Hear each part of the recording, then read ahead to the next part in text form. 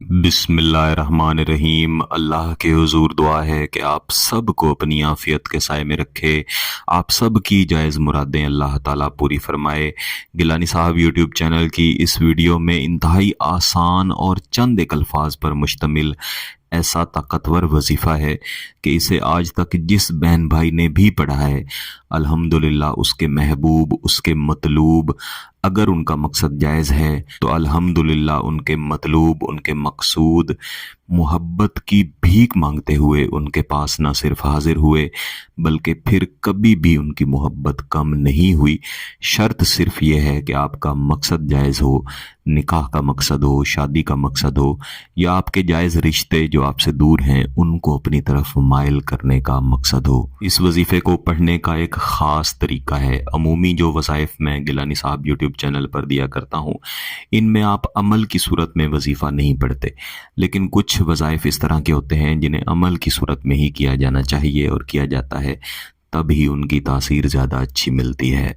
इसमें आपने किसी भी मिकदार में चीनी लेनी है। सफ़ेद चीनी जो घरों में इस्तेमाल होती है आप वो भी इस्तेमाल कर सकते हैं। आप गुड़ की शक्कर भी इस्तेमाल कर सकते हैं, यानी इनमें से जो भी मीठी चीज़ आपके पास मौजूद हो वो आप इस्तेमाल कर सकते हैं। इसकी मिकदार का तयन आपने खुद करना है।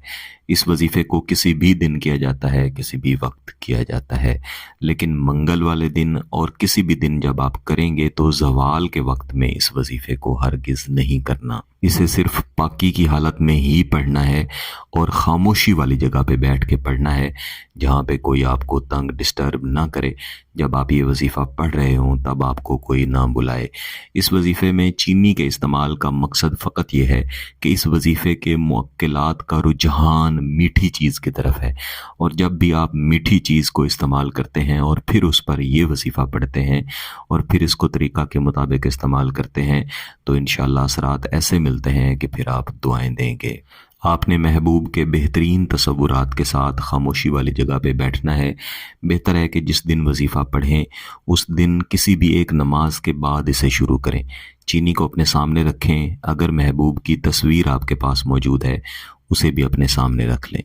बसूरत दीगर सिर्फ तसव्वुर बना लें कि महबूब आपके बिल्कुल सामने हाजिर हो चुका है, हाथ जोड़ के आपसे मोहब्बत की भीख मांग रहा है, और जब तक आप उसे मोहब्बत नहीं अता कर देते तब तक वो वहाँ से नहीं जाएगा। इसके बाद आपने कम अज़ कम एक तस्बीह यानी 100 मरतबा अव्वल व आखिर एक एक बार दुरूद शरीफ के साथ या वुदूदो या वुदूदो या वुदूदो का विर्द करना है और इस चीनी पर दम कर देना है, और इसके बाद दोबारा से एक मरतबा दुरूद शरीफ पढ़ के सिर्फ 50 मरतबा या हय्यो या क़य्यूम या हय्यो या क़य्यूम इसे पढ़ के अव्वल आखिर एक एक बार दुरूद शरीफ जैसा मैंने अर्ज़ किया है यहाँ भी आपने पढ़ना है, और फिर इसको भी इस चीनी पे आपने दम कर देना है।